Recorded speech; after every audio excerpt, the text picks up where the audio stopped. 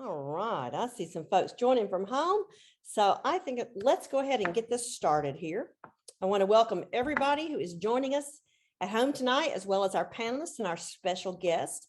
I am Carole Grooms, and I'm the current president of ASBDA. I just realized my name doesn't say so on screen. I'll change that later. But I have had the pleasure of hosting a number of these webinar format interviews that we call the Legends series of interviews with musical icons. And we've had composers and conductors and educators. And tonight we have a special guest who is special to me for Tennessee reasons, as well, and a little different twist on our icons. We have the legendary tuba instructor, tuba everything man, Winston Morris, who just recently announced his retirement from Tennessee Tech University after 55 years, which is pretty amazing. And joining us to have a conversation with Mr. Morris, we have Carroll Gotcher, who is from Tennessee, was a euphonium player at Tennessee Tech. Of course, these are all ASBDA members. We have David Butler from Tennessee, played tuba at Tennessee Tech. Angelo Kortyka now lives in Ohio, but was a Tennessee Tech tuba major. Chris Gleason is in Wisconsin, did not go to Tech, but he's a product of Winston Morris by his teacher through a former student of Winston's.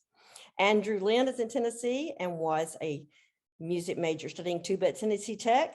David Wiseman, also a tuba student at Tennessee Tech, now lives in Alabama. And Wendy Reeves lives in Ohio and is a fine tuba player. And I had to get a gal to represent the gal tuba players on here because there are more of them now than there used to be. And of course, Winston knew her tuba professor that she had as well, because Winston knows everybody, and everybody in the tuba world knows Winston. So I want to give just some brief background information on you, Winston. If I get anything wrong, you feel free to step in and correct me. That you grew up in Barnwell, South Carolina, which was a small town for many years, I understand. And the next most significant musician from Barnwell was James Brown. Is that right? That's true. Yeah, and there's some connection there. If you've ever heard the Funky Tuba album, Play That Funky Tuba Right, Boy, you can feel the connection in there. And I understand that your first instrument really wasn't tuba, it was trumpet when you were junior high age. Is that correct? Well, actually, piano when I was in the second grade. Ah. Does that count? Yes, of course. Because I had to pass the piano proficiency at some point. So I started working on it in the second grade. Took a while. Which meant by the time I got to college, I could actually play a Clementi Sonatina. The little town that I lived in was called Barnwell, South Carolina, which has an interesting history. It's very near a plant called the Savannah River Project. And when I was in like the 5th, 6th grade, they announced they were building the Savannah River Project, which if you look at a map around Augusta, Georgia, and going into South Carolina, there's a huge area about 20 miles around that you cannot fly over and you cannot drive through it because the Army protects this. And they were making, we called it the bomb plant, because they made tritium, which is an element that you needed to have hydrogen bombs. And when they announced this in the 5th or 6th grade, my little town went from a population of probably 2,000 or 3,000 to maybe 15,000, 18,000 overnight. And we even had school sessions. You went from 6 in the morning till noon, or from noon till 6. There were so many people that moved into the little town. And there were huge, huge trailer parks for the construction workers all around this little town. They literally even moved 2 towns. They literally moved the towns out of the area. One town was called Ellington, and then they called it New Ellington. So at any rate, about that same time, we hired a band director for the first time ever, I can't remember his name. I want to say Glenn Beckley, but I don't think that's right. He had been a trumpet player in the Sousa band. Wow. And he was quite ancient already at that time. So I did play trumpet, and I played trumpet for about a year, maybe a year and a half. And I have a picture somewhere of the band when I was in the band, and all the trumpet players were standing up, and I was a head taller than all the other trumpet kids. My hormones kicked in soon, and I just shot up there.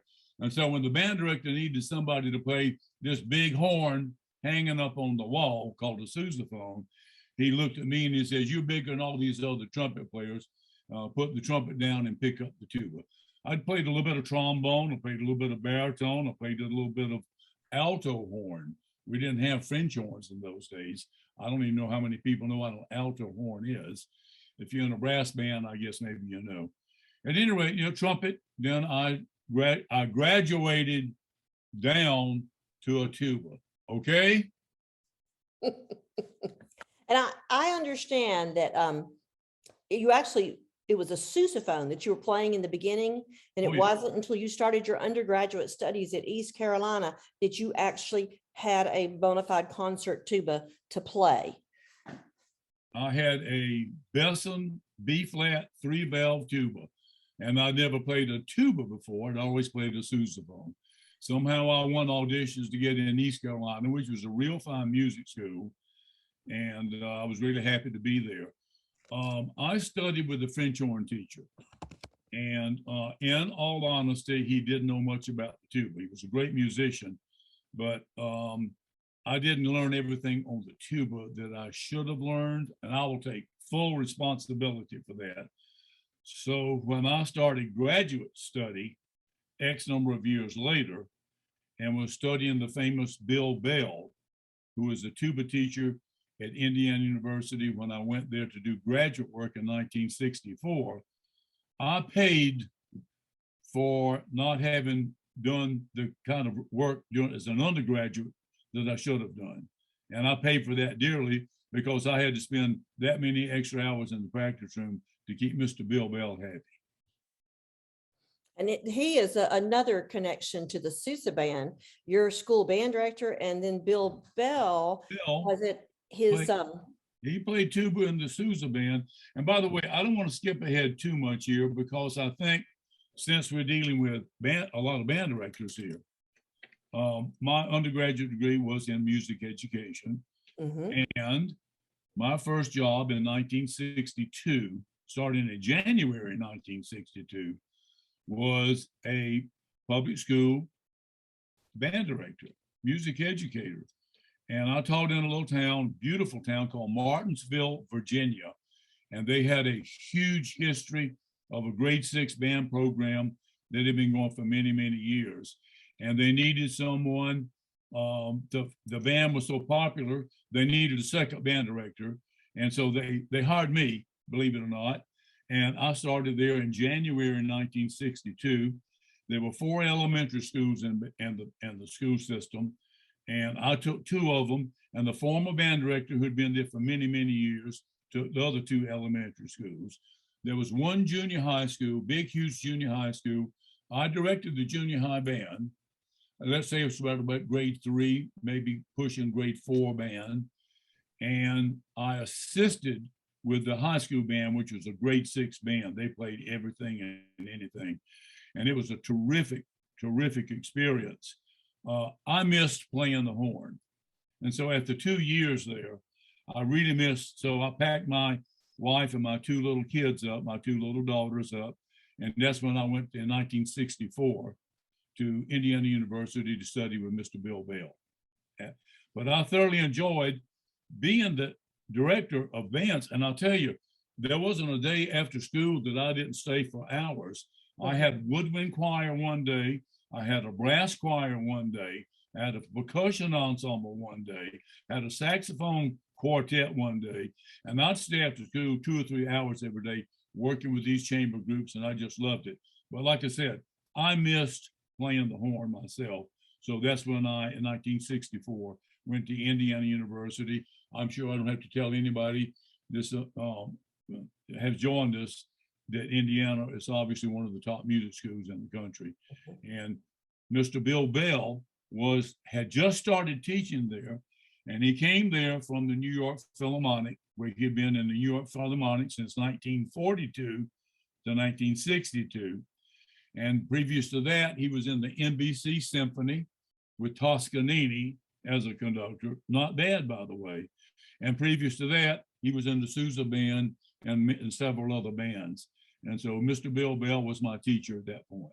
That's an amazing link there that you have. And I know that our panelists are going to have lots of questions. We want to talk about your starting the Tennessee Tech Tuba Ensemble, which was such an innovative thing, and about how you helped start the Tubist Universal Brotherhood Association, which later became the International Tuba Euphonium Association, and how the work that you put into the tuba source book, some really important things that you've done that now have a life of their own. But first, before I turn it over, two things.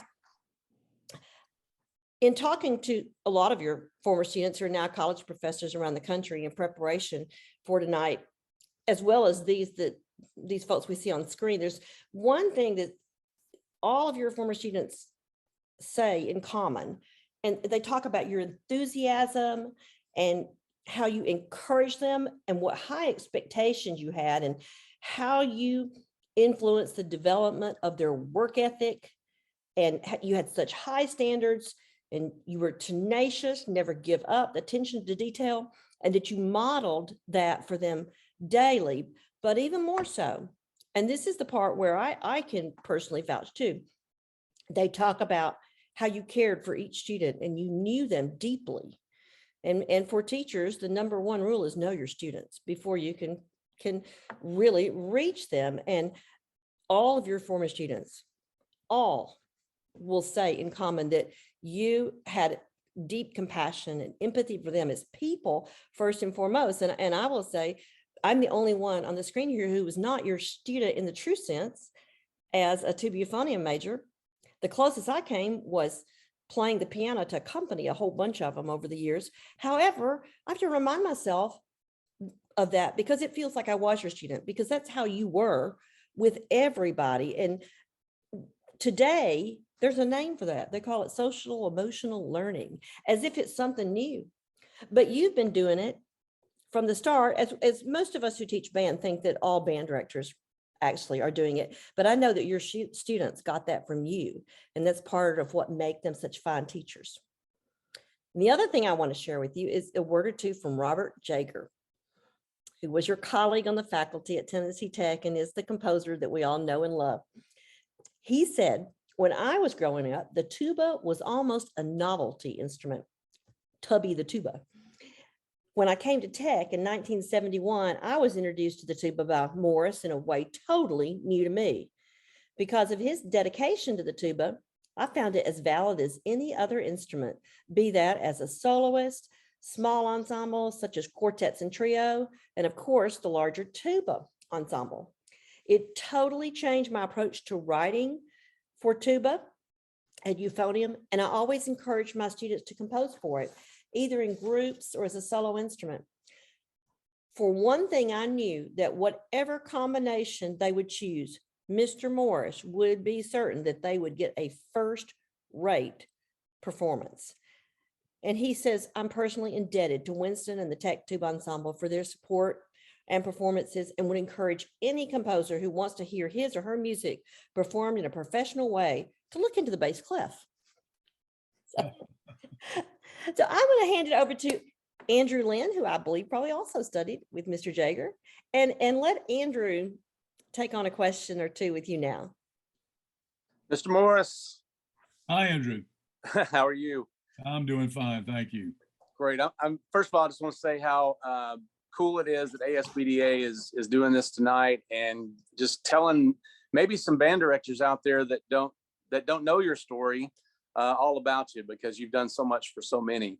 You know, your name is synonymous with the concept of the development of the tuba ensemble, and the Tennessee Tech Tuba Ensemble, of course, was one of the first of its kind, and undoubtedly the best known tuba ensemble in the world. So much of what I learned about performing and teaching music really came from my experiences playing in the Tennessee Tech ensemble. So for the band directors out there who may be less familiar with your story, explain why it was so important to you that tuba players, especially those studying music education, have the experiences that you provided through the tuba ensemble. Well, I appreciate that question, Andrew, and it was wonderful having you as a student, of course.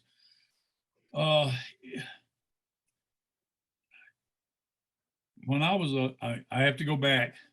I'm sorry, but I have to go back a little bit.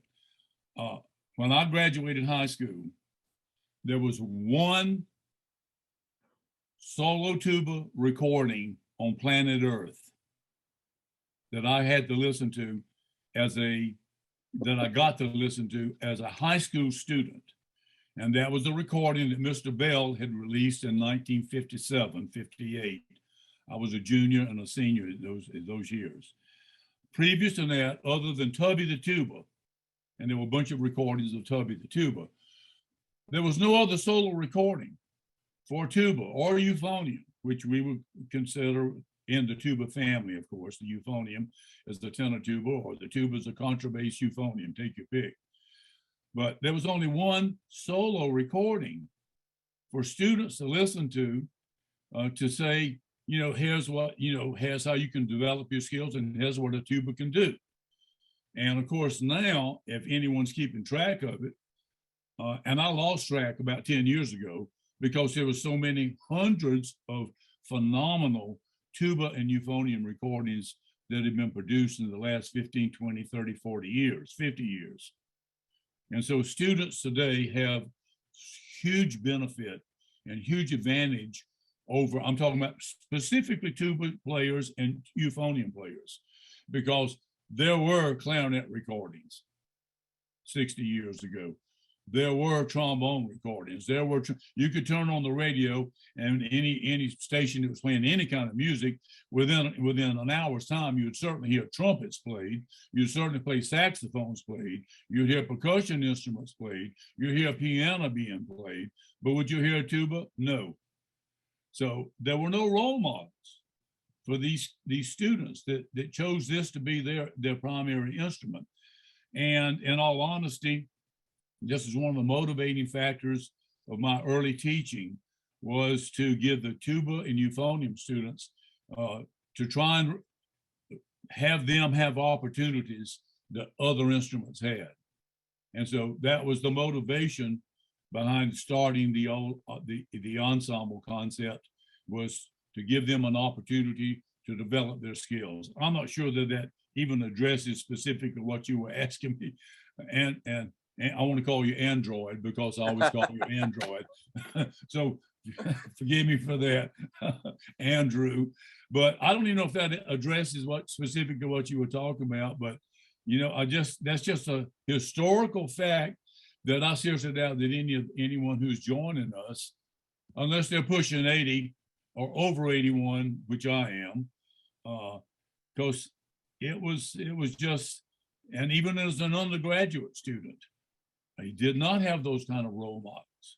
If you live near a major city with a major tuba artist and a major symphony, you might be able to every now and then have a role model. But other than that, 90% of the kids in the country who lived in smaller areas where there wasn't a major symphony did not have that opportunity to hear that. Does that remotely address some of the things you were talking about? Absolutely. And I just think we all learned so much from you, and especially in that ensemble. I mean, as a tuba player who at the time wasn't doubling on trombone or bass guitar or anything, like just to play jazz in an ensemble. I mean, I wouldn't not have had those skills to go out and teach jazz and do those things had it not been for that ensemble. And to quote another one of your former students, Jerry Beckman, he said to me the other day, he said, I think Mr. Morris's goal was, if you could play first tuba in the tuba ensemble, you could play anything in the world if you could play that part. So, and I think he's right about that. But thank you for all you've done. It's just been so much to so many. And one of those, I'm gonna pass it off to another student. I know he's got some questions for you, and that is Angelo Kortyka. So Angelo, take it away. Me again, Winston. How you doing? Hi, Andrew. Oh, we switched over, have we? All right. Yeah, you got me now. So yeah, speaking of thanks, I sent you an email after your celebration. And thank you much for that, by the way. Well, and I still need an answer though. I asked, well, I wonder often, the farther I get away from Tennessee Tech, I learned a lot of great stuff about how to play tuba and a lot of great tuba literature, and we went to some great places. But the farther removed from it, I remember more importantly, you showed us what hard work looks like, whether it's teaching the same guy how to play the B major scale for the 8th week in a row, or editing those recordings to like perfection. What hard work looks like in the music business. It's not, it's not like building a house or mowing a lawn. It has a different look to it. You also taught us how to be realistic and set expectations for our projects. The tuba ensemble was never going to play at Carnegie Hall on a Friday night. So you got us in there on Super Bowl Sunday, and we still played Carnegie Hall. And most importantly of all, how to be good to the people you work with and teach, regardless of how they act and how they behave. My question is, was that always part of the mission? Was that a primary concern of yours that we learn those things, or did that all just happen by accident through your passion for teaching tuba?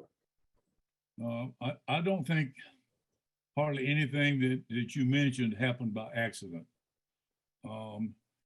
I had a motivation and a drive, and frankly, folks, even though I am in the process of retiring after 60 years of teaching and 55 of those here at Tennessee Tech, I love what I do. I love working with these students, and I love to see the progress that they make, and I love the opportunity and the privilege of motivating them and motivate them to be the absolute best that they could do. And I think that my students who have joined us this evening can maybe attest to the fact that I never ever compared one student against another student. And I'd say, well, you're not playing near as well as so-and-so. You need to really start working a lot harder. I compared every student I've ever had, hundreds. I compared them against what I thought they were capable of doing. And if I had a student who, well, let's just say was maybe a mid-level student and worked the hardest they could do to be at that level, that's an A+. And I've got a really terrific, great student that has all kind of tremendous potential and is not living up to their potential. And even they played circles around that other student. That's a B- or a C, because I graded them based on what they were capable of doing. And so with that in mind, as we developed the ensemble and we developed what students were doing, yes, we're going to play jazz. Tuba ensemble playing jazz, yes. We have a rhythm section. You're going to learn how to play jazz, because as a music education student or not, someday you may be involved in that. We're going to play Dixieland. We're going to play New Orleans Dixieland. We're going to play progressive jazz. We're going to play symphonic transcriptions. We're going to play everything that you can possibly play. So you will learn how to play those things. The trumpet players were in orchestra. One tuba player. The trumpet players, 5 or 6, and trombone players, 4 or 5, were in jazz band. Were there any tubas in jazz band? Generally, no. Were there any tubas in the student orchestra? Usually, no, because the student orchestra wasn't playing enough difficult repertoire that they had a tuba part.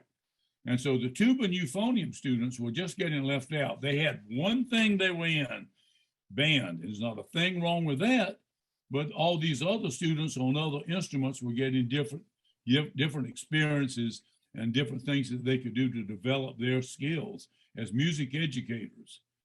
And by the way, I always treated all my students as music education students. I allowed very few students to go the performance route at an undergraduate level. And I would say 99% of every student I've ever had when they did a music ed degree. And yet I expected them to learn how to perform at the top of their ability. Does that address what you're talking about, Angelo? Yeah, I mean, it sounds like, you found a vehicle for teaching some really large concepts, And and that's exactly had a what, lot of fun doing it. that's exactly what the tuba ensemble was. It was a vehicle that I utilized for students to have the opportunity to develop their skills to the maximum ability. And Well, that didn't exist previous to the point that we formed all the ensemble stuff that we were doing in 1967. part of my observation comes from, I taught in Chattanooga for a little while, and I got to meet Dave Butler, and I saw a lot of those traits in him, and he was super welcoming and helpful to me when I got there. And he's, fantastic band director, good to all his students. So I'm gonna let him ask the next question. I'll pass over to Dave here. Thanks. Hey, Wes. Dave. Check is in the mail, Angelo. And it's got some zeros in it from what you said. So I appreciate that. Because apparently, in the world of Tennessee Tech folklore, I am known as the butt face of all butt faces. That's just, that is my place. Butler. Exactly. But no, that's exactly where I wanted to go, because I mean, number one, everything that's been said so far is so true. My wife and I both, we grew up in Winston's house. He and Bobby took such good care of us. Is like an extra set of parents. It was a family. And yet what we got from that and grew from that, there are so many great performers out there with Tennessee Tech credentials that will say, yeah, I played in this military band, this orchestra, I'm teaching at this university. But yet there are so many band directors out there with the same credentials. And, I'm not going to put myself in the same place as some of these great people out there, but the ethic and the teaching that is out there from your studio. I mean, you look at Andrew Lynn, number one. He's got to be one of the best middle school band directors in the entire state of Tennessee. There are amazing band directors all over the country that have come out of your studio. I mean, look at Mark Walker at Troy. I mean, yeah, there are great people out there all over the country. So what is it about your teaching style and your studio that has created such great work ethics and great musicians? Well, I guess the former students that I have would be better qualified to answer that question than I am. I guess I tried to serve as a role model in terms of being 100% committed to the teaching that we had to do, that I was doing. And as I just mentioned, even after 60 years of doing this, and I'm just in the process of retiring, I loved it to the last nanosecond. And I don't know what's going to happen in the fall when I'm not back in the classroom or back in the studio. Right now, it feels like summer, and so, but when when fall rolls around and I'm going to be in that studio teaching, I'm not sure how it's going to feel after so many years of doing that, because I loved every second of it. I'll be honest with you. Even the students that weren't successful, and the students, that did not work out for one reason or another. Maybe they were in music for a year, maybe they were in music for 2 years. Usually the ones that dropped out were probably, they should have dropped out. They didn't have that level of commitment that they needed to stick with it. I just tried, David, I tried to serve as a role model, and I never asked any student to do anything that I wasn't willing to do. And when we would travel with the tuba ensemble, if we were going to sleep in Harvey Phillips' barn, and Mrs. Phillips said, Joe, come on, I've got a bedroom for you. And I said, no, my students are sleeping on the hay stacks in the barn. I'm serious. Or we were at New Orleans and we were doing Mardi Gras parades or the Jazz and Heritage Festival. And Alan Jaffe, the founder of Preservation Hall, would put us up in his attic, but he would say, I've got a spare bedroom for you. I'd say, no, I'm going to sleep with the rest of the butt faces. And because I've never asked a student to do anything that I wasn't willing to do myself. And I don't know to what extent that is a role model, but I would think that it would be. On so many levels. And yes, Carol, I remember sleeping that first night in New Orleans in that equipment van with Randy Gooch and John Simpson. So yeah, I'm there. No, Winston, totally, I totally agree, because, you know, you led by example. And, you know, the best compliment I ever got from you was when you came down to Chattanooga one year and I was playing a solo with a concert band. He goes, why didn't you sound like that when you're in college? And, you know, you learn and you keep growing. You're a lifelong learner. That's what it's all about. And that's what, absolutely. That's what he taught us. And I'm gonna throw it over to Carol and we'll see where he goes with this. Okay, Carol. Actually, Oh, Carroll Gotcher is gonna jump in. Carol, you're breaking up on us big time.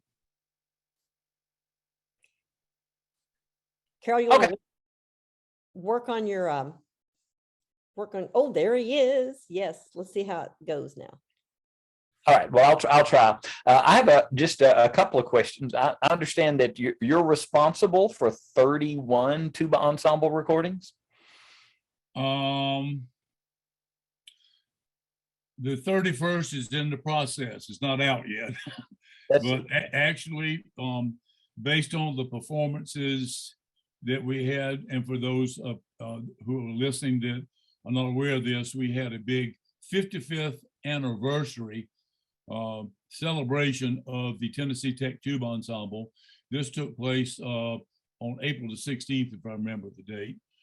And we had 11 new pieces that had been commissioned to be performed at that point.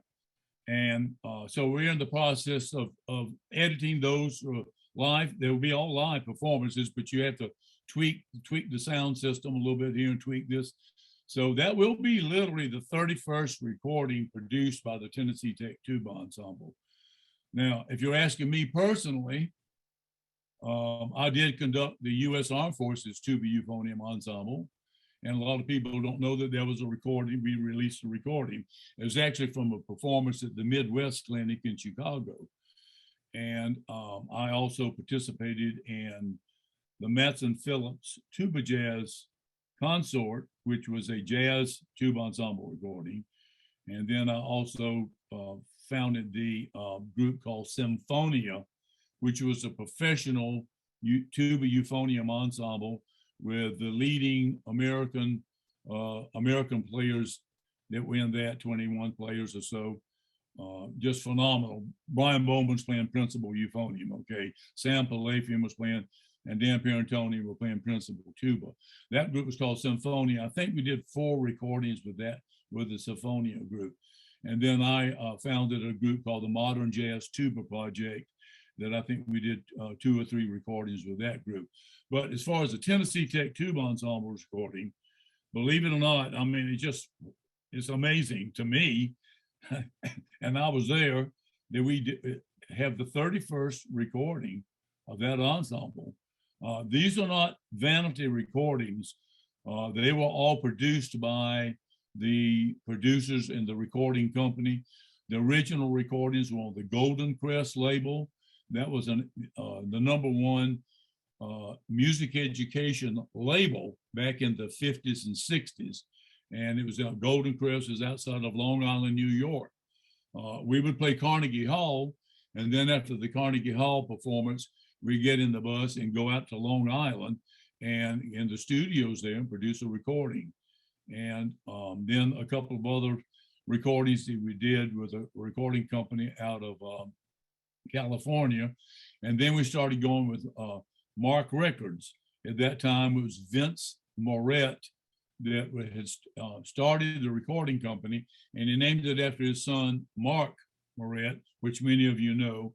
And now Mark Moret runs Mark Recordings, and the last 26 recordings or so were produced by Mark Records. So yeah, thank you, Carol, for asking that question. I also have to ask a euphonium question since all these tuba players are on here. All right. Is it important, in your opinion, to make the differentiation between the baritone and the tuba? And how are we going to solidify that if it is important? No, I don't think so. We're making music on both of those instruments. I mean, you know, one's an octave higher, and one's an octave lower. They all have valves. The mouthpiece is maybe twice as big on the tuba. Am I addressing this the way that you wanted me to? I actually misspoke. I meant between the baritone and the euphonium, and I just had tuba on the brain. Okay. between baritone and euphonium. No. I mean, as far as a kid walking in the door and they played a baritone horn, which is sort of rare these days. Almost all the kids come in that were already playing a euphonium. And, you know, the baritone is generally speaking a 3-valve bell front instrument, still a conical bore instrument with, you know, a standard size mouthpiece. And the euphonium has a little bit larger bore, generally speaking. It would have at least 4 valves, generally speaking, and would be not bell forward, but bell up. So there's just some distinguishing differences. But when student walks in the door, no, I don't make a big difference, but we gravitate them towards the euphonium as soon as possible. It gets a little bit larger sound, and it is the standard instrument these days. Thank you. You bet. How about Wendy? She's got to ask a question about something here. You got to turn your mic on. I'm out of practice now that I'm teaching live every day. Thank you. Thank you for recognizing me. It's been just a joy to hear your former students talk to you. We talked a moment before we came online about how big of an impact my tuba professor in college was on me. I wanted to mention that I love it that you started on a sousaphone, because I also started on a fiberglass sousaphone in a sousaphone chair, and I played that for 3 years before the school could afford a tuba for me. And it's really neat how some of us start with like very limited equipment and we move on to really do great things. And the chamber ensemble piece is amazing. Chamber ensemble music is one of the main things I do with my bands. And I find myself for the youngest of the young, like the 7th grade tuba players, doing my own arranging, because there's not much out there for the really youngest of the young that they can succeed at. So I'll arrange something like a cowboy song, and their favorite part is that they get to wear bolo ties for the performance. You know, they don't give a hoot about the song they're playing, but if they're playing a cowboy song and I buy them bolo ties, then suddenly it's the best thing in the world, you know. But I got a little note from one of my kiddos today, and his mom wrote me a note. He said, my mom's on the other piece and I'm on this one. And it said, music changed my life and so did you. And that's what I'm hearing your students say about you.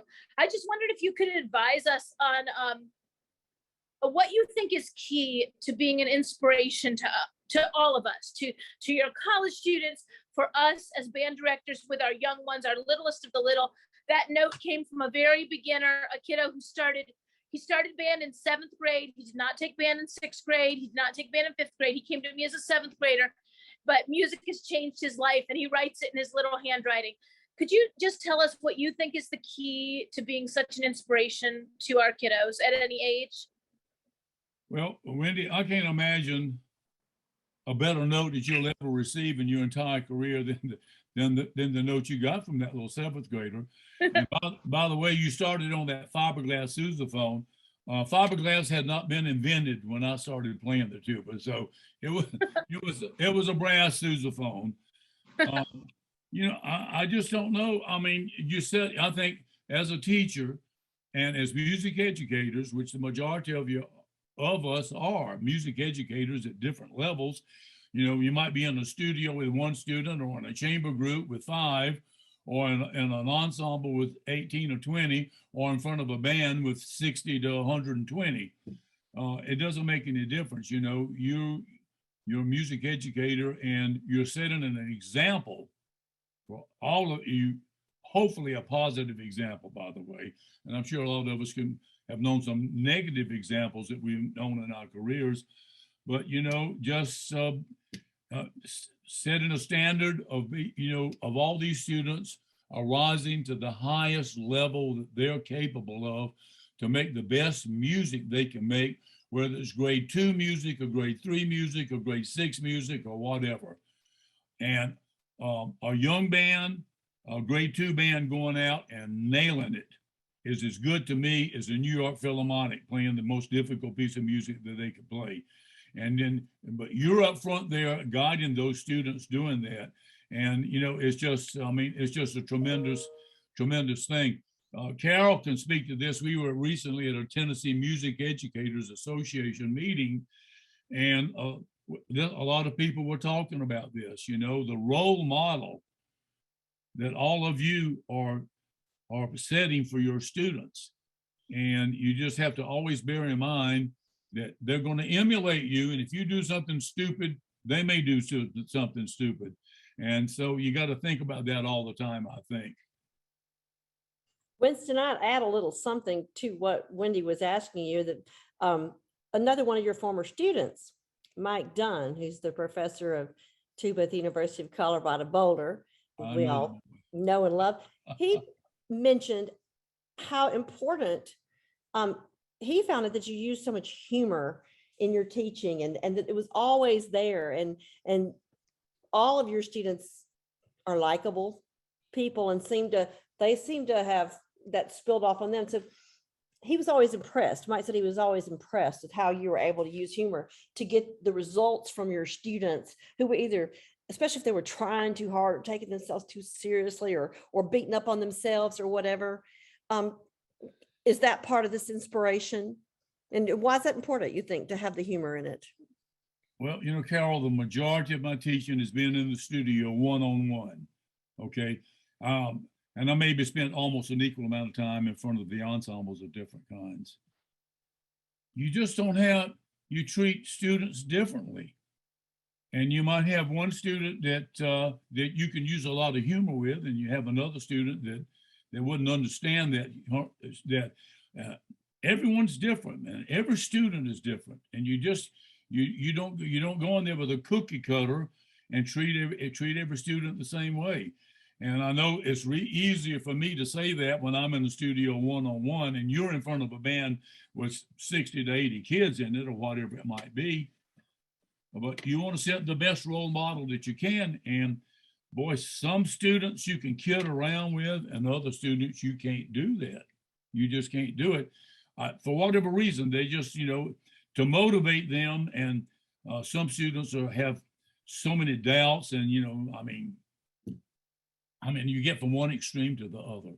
And I'm not telling you anything you don't know. All of you have had students, and you have to decide what approach you're going to take with every one of those students. And so some kid is misbehaving in band, and you're going to see him after band. And this is an opportunity to figure out, well, I need to treat this student maybe a little bit different and than some other kid. So it's not a cookie cutter deal. It's you have to learn how to treat every student different. And yeah, I do use a lot of humor in my teaching, and I can't tell you all the jokes and everything that we would tell. I just can't tell you here. Or just teasing a kid. You might tease one kid and they would really enjoy it. You tease another kid and they go home crying. So, yes, You all been there. You said it at the banquet. you said, I don't take myself too seriously, but I take the music very seriously. And that, when you said that out loud, it came to life for me. I was like, that's it. Don't take ourselves too seriously, but as long as we make music the important part, we can work through a lot of things. And I think that goes to the humor part of it as well, because you never joked about the tunes. You joked about the people and the situations, but the music we were playing was always to be taken seriously. Well, yeah, I agree with that. You want to make the best music. I mean, you want to make the best music that you can, and you want the students to strive to that level for them to make the best music that they can make. If I've got a freshman ensemble, and then I've got a senior quartet, there's going to be massive amount of difference between those two groups. But the freshman group, they're just working like crazy to do the best that they can do. And that's all you can ask of them. And then they can walk out on that stage and do the best job they can do. And boy, they feel real proud about it when they walk off stage, because they know that they did the best they could do. Or maybe they didn't work as hard as they should have worked, and they have a little bit of issues out on the stage, and they walk off stage and they think, well, you know what, we should have paid a little bit more dues doing that. So it's a learning experience from day one. As long as they don't look like the Keystone Cops out there, right? Right. David Wiseman, I bet, has a good question. I have to say, David Wiseman is one of my first Winston Morris memories. David and I grew up in the same hometown. He's a year ahead of me. And one of my first memories of deciding to go to school at Tech was when David came back in the fall of, I guess, fall of 78, while I was still in high school. And he was so excited about Oktoberfest and the Pierre Garbage Festival. Pierre Garbage we had to talk about. And that's all we heard about. So I know David's been inspired by you for many years. David, unmute yourself there and jump in. Hey, Mr. Morris. Hey, David. I just wanted to thank you for what you did for me. All those things that you said about treating students differently. I was probably not the brightest bulb in the pack, but I always came out of lessons feeling good sometimes. And other times I felt like I needed to go to the practice room. And I'm just glad that I did not catch a drumstick at some point. But I wanted to ask you.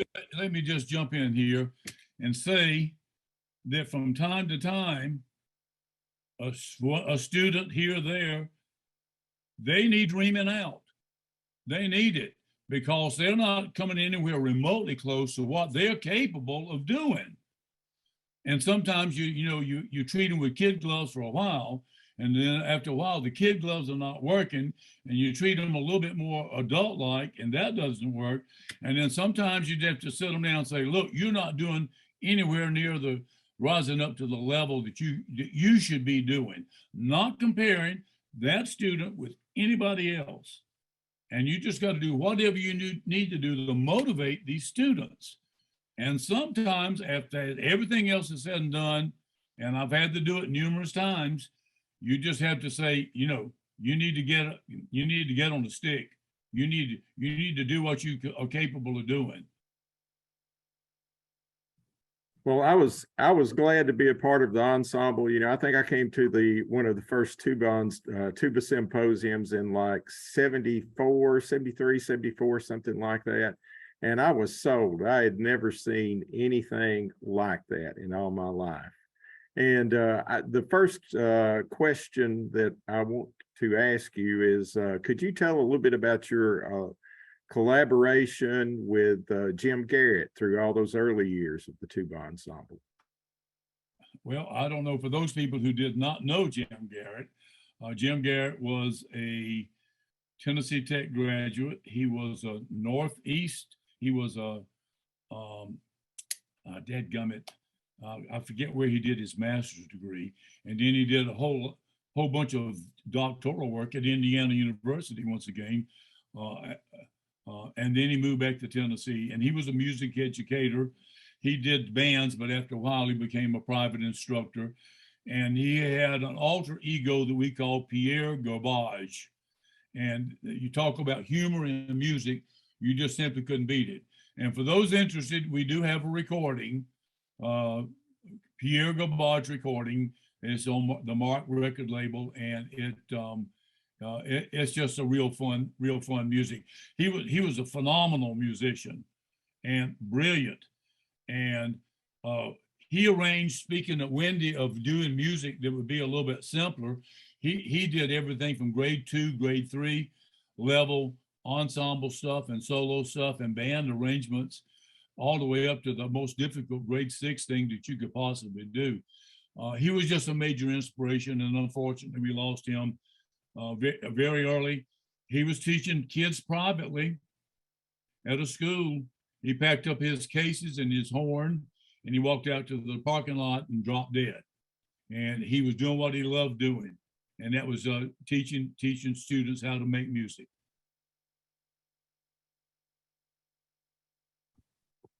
The next thing I'd like to ask you about is the tuba literature guide. And I think when I went to one of the early symposiums that I picked up one of those, and I believe they were free back then. And it was about the size of a comic book at that point. I mean, there just wasn't a whole lot in there. Yeah. And anyway, now I have just. There it is. And there's one for euphonium also, by the way. Yeah, I just have the tuba one, but I mean, it's like, it's like a dictionary. And so one of your main focuses has been on creating tuba literature. And a lot of my colleagues that went to other places, tuba colleagues that went to other places, they're talking about things that they played in college. And I have no idea what they're talking about, because we were always doing something new that you either had commissioned or that one of the ensemble members had written for the for the ensemble. So anyway, can you elaborate on that a little bit? Well, as far as the ensemble music is concerned, we started the Tennessee Tech Tuba Ensemble in 1967 with basically no music. There was no music published for tuba euphonium ensembles of any kind, trios, quartets, whatever. Nothing that was published. So we had to generate our own music. 67, 68, 69, 70, 71, 72. And we got better and better at it. And I started commissioning other composers to write music for us, and had almost every student that ever went through the ensemble got into some arranging. Angelo, David Butler has done tons and tons and tons of phenomenal transcriptions and original pieces. And Carroll Gotcher has done the same thing. That Carrick Fergus is one of my most, I love that Carol for solo euphonium and ensemble. So almost all of my students got into the arranging and writing. And for many years, I required everybody to do some kind of arrangement. I was going to say, you made us do it. Huh? I made you do it. You made us do it.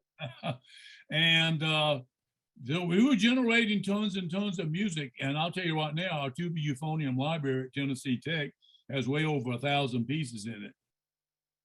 From duets to trios to quartets, up to 8, 10, even dodecatets.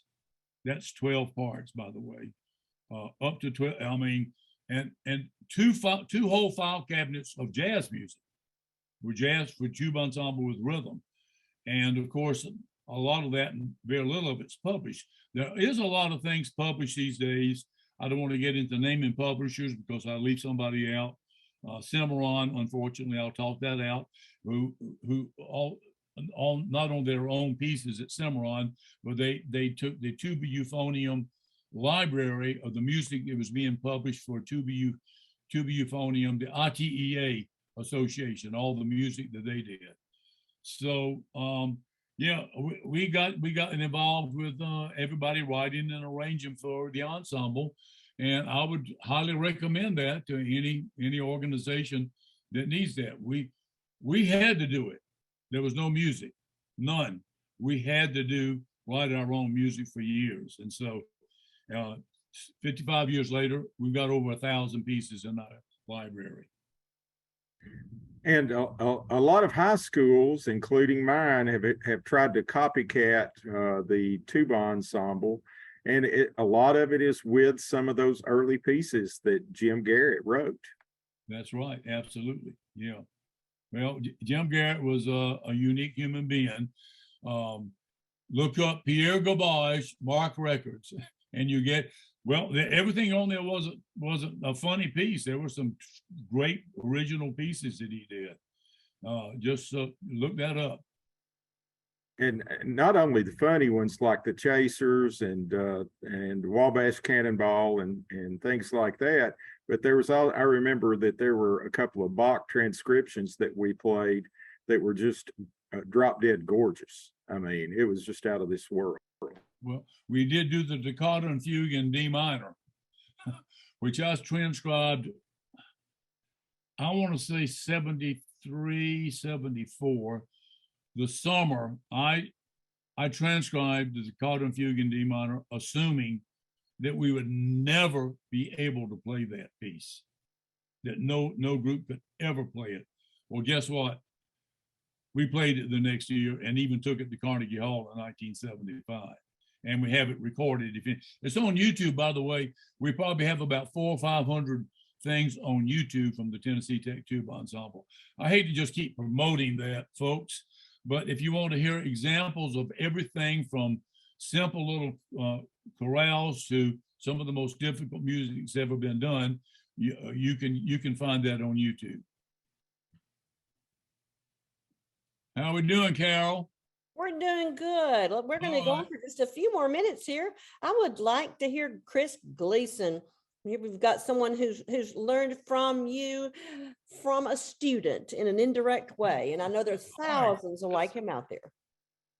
Well, and I would say it feels a little strange that I'm going last, but I can say this, that there's a great quote that Henry Adams said where a teacher affects eternity. He or she will never know where their influence ends. And I think that's really true about you, Winston, is that, this is the first time we've ever met face to face, but your impact has been felt across the world. I mean, in my own studies with with Jerry Young, I mean, he spoke of you. Our tuba ensemble is because of you. I mean, we played the toccata. I mean, granted, not at Carnegie Hall, but I mean, it's like, I just kept seeing arrangement after arrangement, with your name on top. And I grew up, so I feel like I'm a member of the studio, even though I'm not.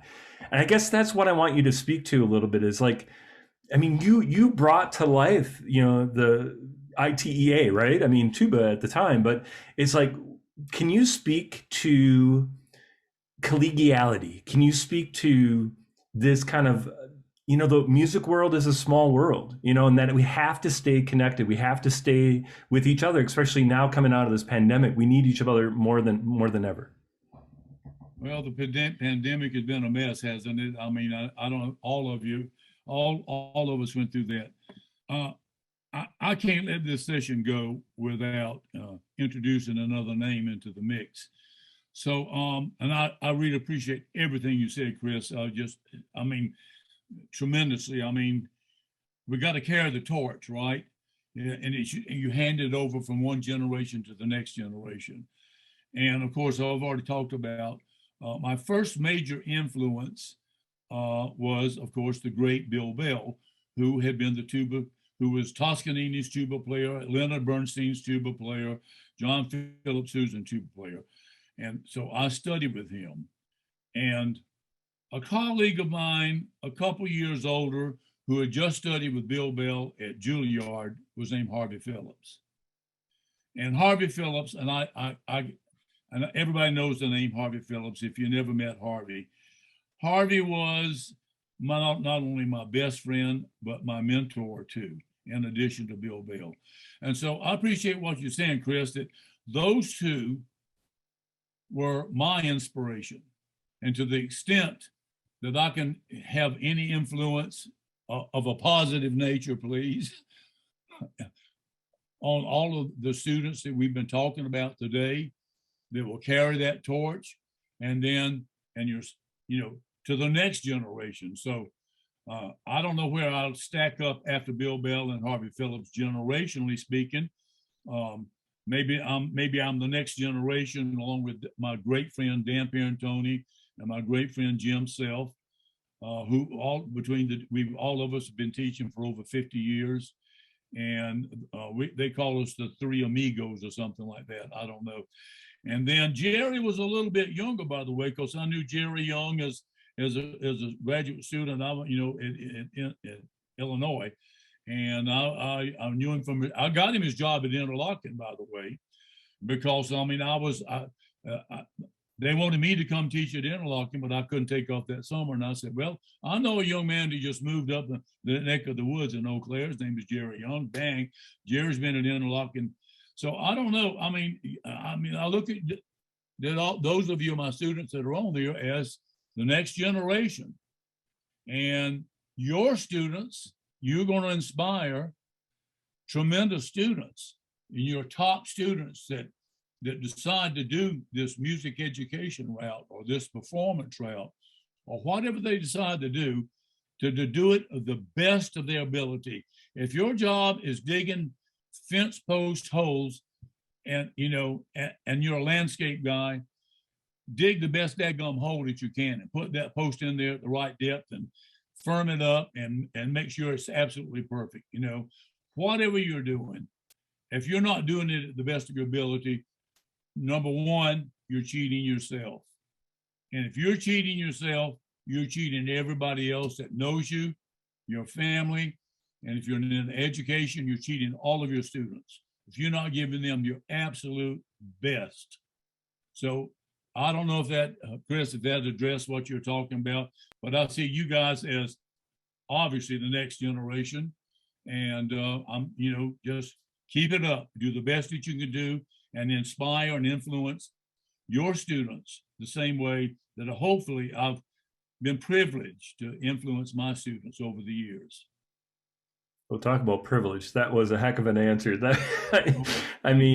All of your students should feel very grateful to have had moments and time with you, because this hour was a treat. So thank you, sir. Thank you so much. Yeah, thank you. Thank you, Carol, for organizing all this. Oh, all of the Tennessee Tech butt faces that were on this list and listening to us. Thank you all. Just a wonderful opportunity. It's an honor. I've got to throw in a question just for band directors in general before we wrap up. We'll do a quick one, kind of. You see lots of students coming right out of school bands. Is there anything that you would like to see band directors doing differently in the way they teach their tuba students? Any things that like they don't understand, they're not doing something the right way that you see repeatedly? Any words of wisdom for us? Devin, I'll tell you, Carol, it's difficult to answer that question because the students that I see are the top students coming out of your bands. And these are the students that are auditioning to come to school and auditioning for a scholarship. And so, I just assume they're the top students, and they're extremely well prepared, and they know exactly what they're doing. And yeah, mama's already bought them a $5,000, $6,000, $7,000, $8,000 tuba or $3,000 or $4,000, $5,000 euphonium, and they've already been taking private lessons for the last 2 or 3 years, in addition to playing in the top-notch band. And the top-notch band could be playing grade 2, 3 music, or 3, 4 music, or 5, 6 music. But as long as those bands were playing it at the absolute best of their ability, then that's fine. So I don't see run-of-the-mill students. I see your top students. I guess that's they're well prepared. They're well prepared. Yeah. What would you say to a young educator who, or say a non-tuba playing music educator who is toying with the idea of starting a tuba euphonium ensemble at their school? What would you tell them? What's a good first step? Where to start? Young kids. Well, let's say that all you had is an undergraduate student and you're a band director, and you had 1 semester of percussion class. Yeah, like me. Yeah. And you want to go out and start a percussion ensemble. You better do some research. You better be thinking about it. You better look at the music. You better listen to some recordings. You maybe even find somewhere in your general vicinity another band director, by the way, who is a percussion major, who might be willing to offer you some advice, might even come over one afternoon a month to work with your kids. You want to do the tubas? Find, same thing. If you are an oboe major, for example, I tease my wife all the time, by the way. She was an oboe player.